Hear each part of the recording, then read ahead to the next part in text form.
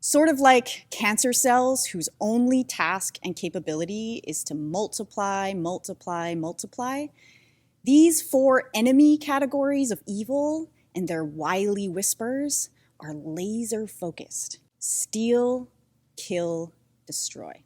So, if you were caught up with this wily enemy in the wilderness, what sorts of temptations would they put in front of you? What can feel true when you hear it, but actually steals your joy, feeds your selfishness, or destroys your sense of identity? I'm not enough. If God really loved you, you wouldn't have to deal with this. No one on your team actually likes you. You're a burden to everyone in your life. Does God even care what happens to me? You missed your chance. You might as well give up. Whispers of a wily opponent. One of the hardest aspects of this struggle is that we often only notice the evil at play once it has accomplished its goal.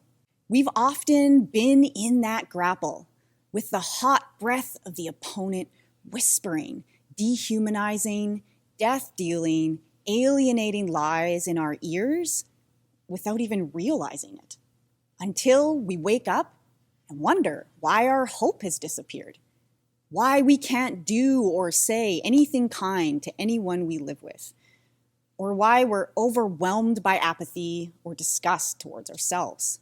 That wily devil, he hit the starting bell and didn't even tell me. Clothing does a lot more work for us than just covering up the important parts.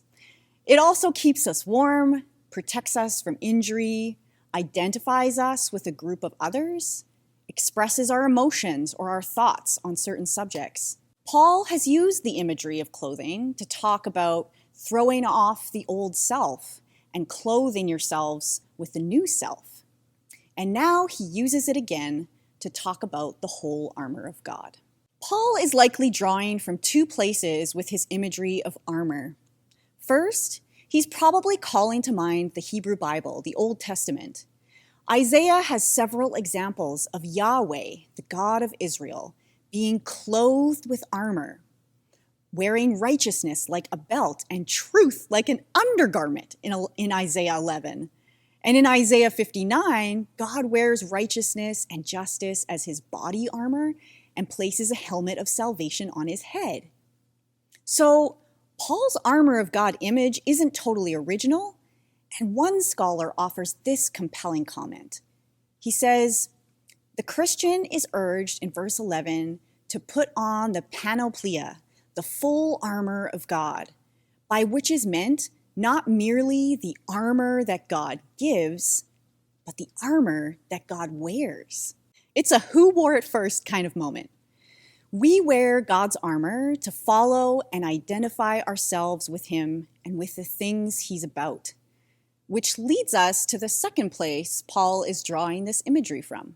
As a prisoner of the Romans, Paul would have observed daily the dress of Roman soldiers.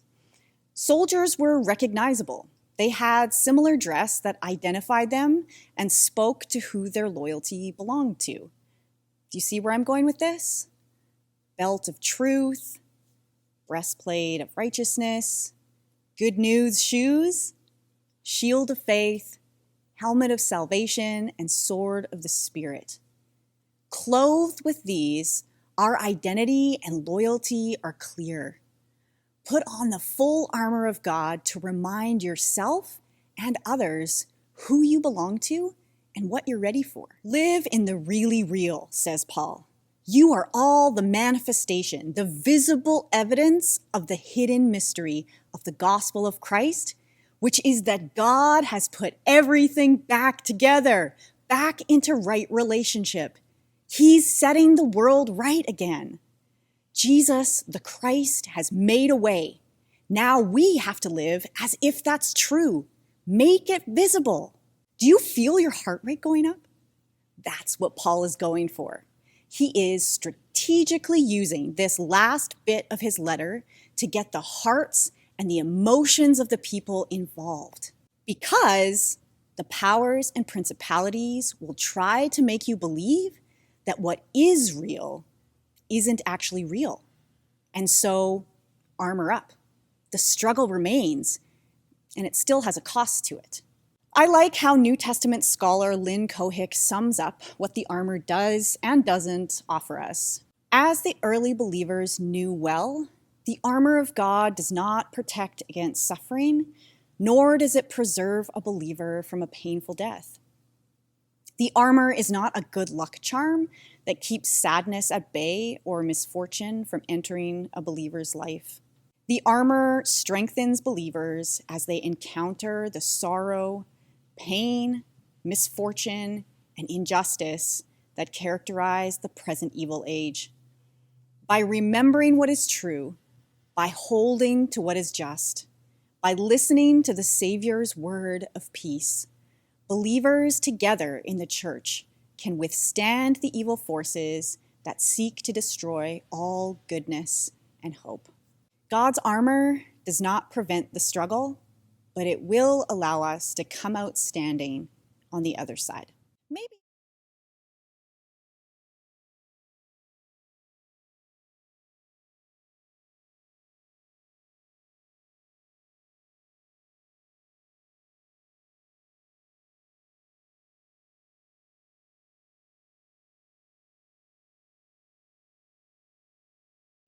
Prayer includes all of life. It is the beginning, the end, and the middle. So what this means is that any part of our life can be an entry into prayer. It might feel overwhelming to think of praying at all times, as Paul tells us to do in these verses, but the encouragement hidden in that is that prayer is also possible at all times, which means you can start wherever you're at. You can start if you've never prayed before. You can start again if you feel like you're far from God and it's been a while since you've prayed. You can keep going if you've been praying for years. Prayer is for all of us. And here's some of the best advice that I've heard about prayer that all of us can use.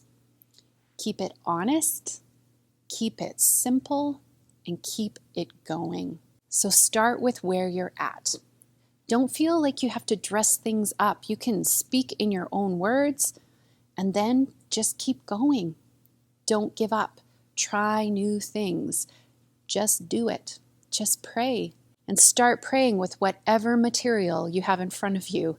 Pray when you're grateful. Pray when you need something. Pray for people who pop into your mind. Pray when you're mad. Pray when you're happy.